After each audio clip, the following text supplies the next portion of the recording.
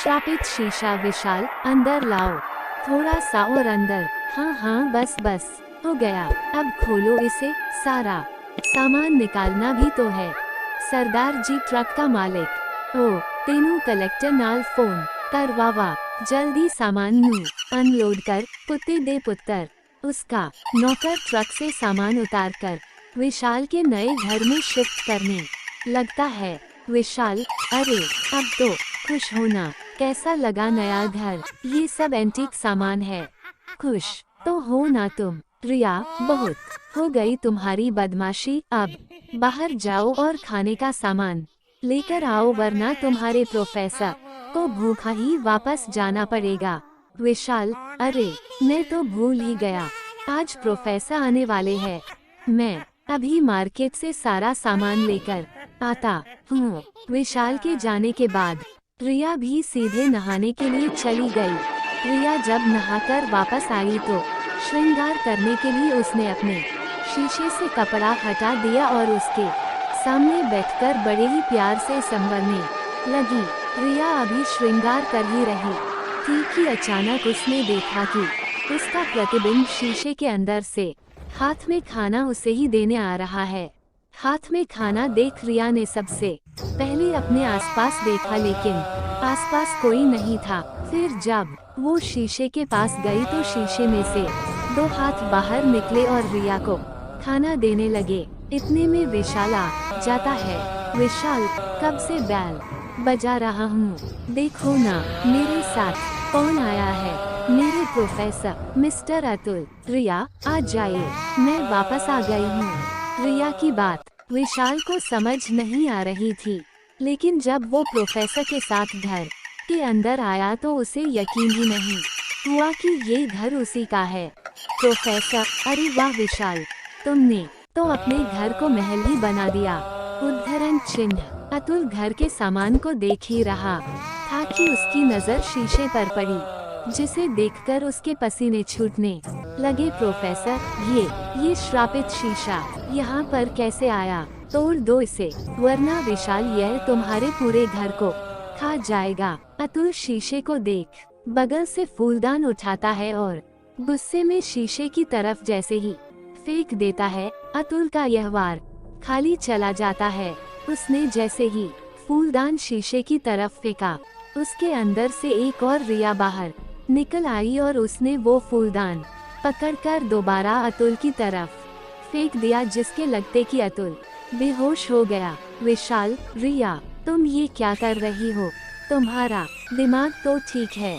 रिया, तुम्हारे सामने वो तुम्हारी पत्नी को मार रहा है, तुम हो कि खड़े खड़े बस तमाशा देख रहे हो? कैसे पति हो तुम? अगली सुबह जब विशाल की आंखें खुली तो उसने खुद को अस्पताल में पाया। उसने बस होश संभाला ही था कि उसे पिछली रात को घटी वो वारदात याद आ गई, जिसके याद करते ही वह सहमसा गया और प्रोफेसर को ढूंढने लगा।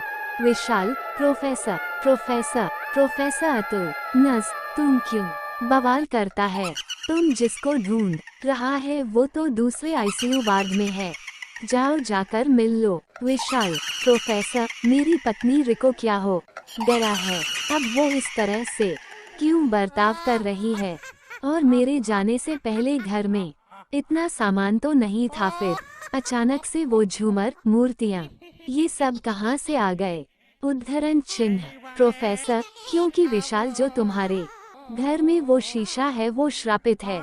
मिस्र की रानी का काला जादू शीशे में कैद है। जिस किसी शख्स की परछाई उस शीशे पर पड़ती है, उसकी परछाई उस शीशे में हमेशा के लिए कैद हो जाती है और वो मिस्र की रानी उसकी परछाई से कुछ भी करवा सकती है। विशाल, तो क्या मेरी पत्नी की परछाई उस मिस्र की रानी ने शीशों में कैद कर ली है? प्रोफेसर, मगर जिस किताब में मैंने इसे पढ़ा था उसमें इसका तो भी लिखा था। विशाल, अगर तुम अपनी पत्नी की परछाई को श्राप से मुक्त करना चाहते हो तो तुम्हें उसको तोड़ना ही होगा, वो भी जल्द से जल्द, क्योंकि बिना परछाई के तुम्हारी पत्नी ज्यादा दिन जिंदा नहीं रह सकती। विशाल, मगर कोशिश तो आपने भी करी थी और इसलिए तो आप यहाँ पर इस आईसीयू में पड़े हैं। विशाल घर आया तो उसने देखा कि रिया आराम से बिस्तर पर सो रही है।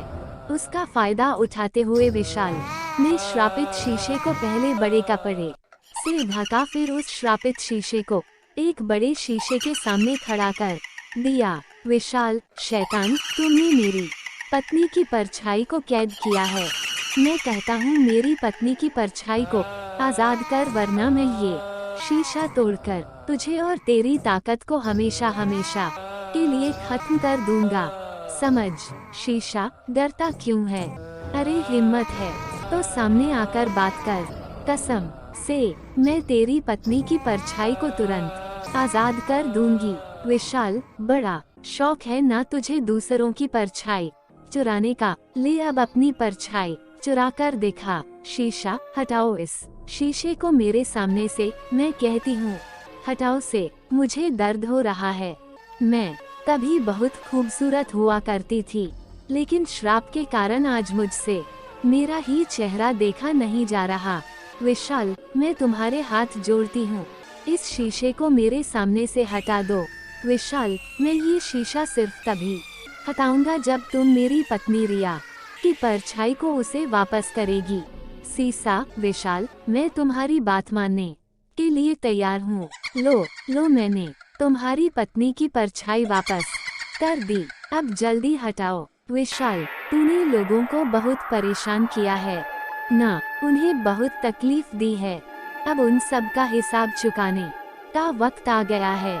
शीशा, विशाल, जल्दी से शीशे को मेरे सामने से हटाओ। विशाल उस शीशे को नॉर्मल शीशे पर धक्के से फेंक देता है, जिससे दोनों शीशे एक दूसरे से टकराकर टूट जाते हैं और जमीन पर गिरे सभी टुकड़ों से काली रोशनी निकलने लगती है, जिसमें से अलग अलग लोगों की काली परछाई चीखते हुए बाहर आकर पूरे कमरे में उड़ने लगते हैं।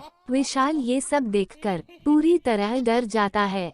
शीशे से निकली परछाई इतनी ज्यादा शक्तिशाली थी कि उसने विशाल को भी हवा में उड़ा दिया था, और ना चाहते हुए भी विशाल उस काली शक्तियाँ की वजह से श्रापित शीशे से निकली काली रोशन में समाने जा ही रहा था कि तभी रिया ने विशाल का हाथ पकड़ लिया और वापस उसे खींचकर अपने गले लगाते हुए कहा।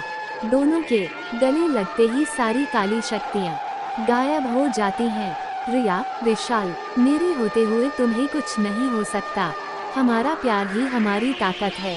आई love you Vishal, I love you too. Riya, उद्धरण चिन्ह। ये हॉरर स्टोरी आपको कैसी लगी? नीचे कमेंट में हमें जरूर बताएं। ऐसी और भी डरावनी कहानियाँ सुनने के लिए हमारे चैनल को सब्सक्राइब जरूर करें।